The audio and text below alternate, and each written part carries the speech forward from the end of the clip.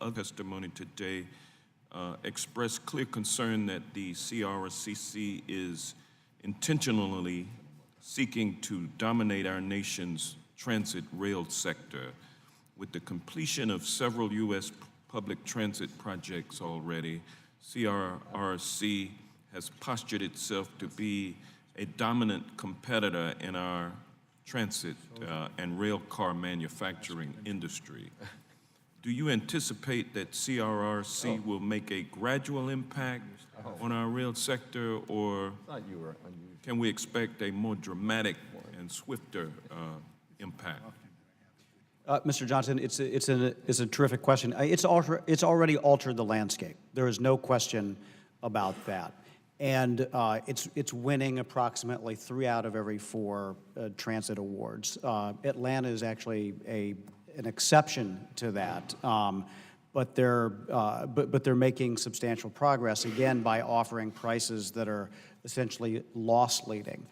The ultimate result of all of this is going to be reduced competition.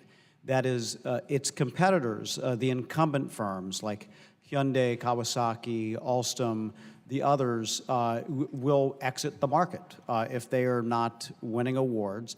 And so there's a combination of tools that are available, I think, to both make the experience better for local transit agencies and for taxpayers as well. One of those is obviously to create a level playing field for the bidding. The incumbent companies are simply not competing against another company in CRC. They're competing against a country. That's the issue that the TIVSA would alleviate. So the other issue, which how do you level that playing field? How do you level that playing field? Well, that would exclude state-owned enterprises from competing for the contracts, and so CRC would need to divest itself of its interests in the Chinese government or find another buyer for its assets. The other issue, and I think this is an important one, is the size of the transit spend. And that has been an impediment for many firms to stay engaged in the U.S. market.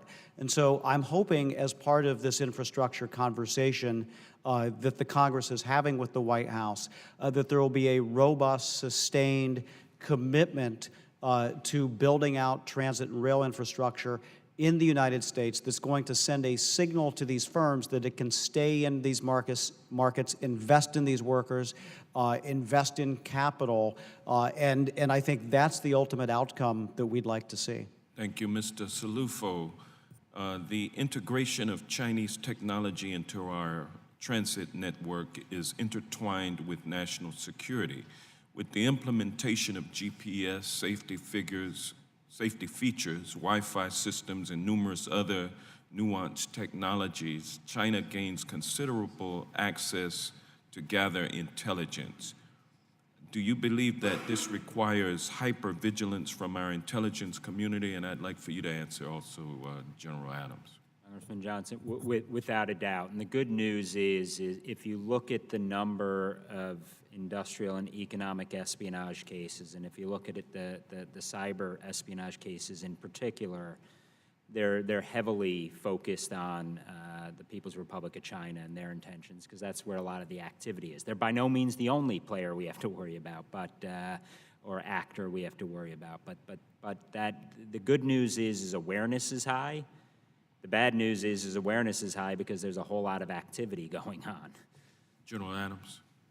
Yes, sir. We do need to be hypervigilant, and as I said before, by the time we detect a threat from cybersecurity, it's already too late.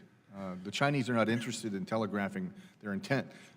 Good for us, they actually have. We know they want to conquer the global freight rail market, and it's good to see this level of interest from Congress because it supports our intelligence community's hyper interest in this dynamic as well. So thank you. Thank you. I want to thank all of the witnesses for their testimony, and also want to thank Chairman DeFazio for holding this very important hearing today on how we can protect our nation's rail infrastructure. And with that, I yield back. I thank gentleman, Representative Miller.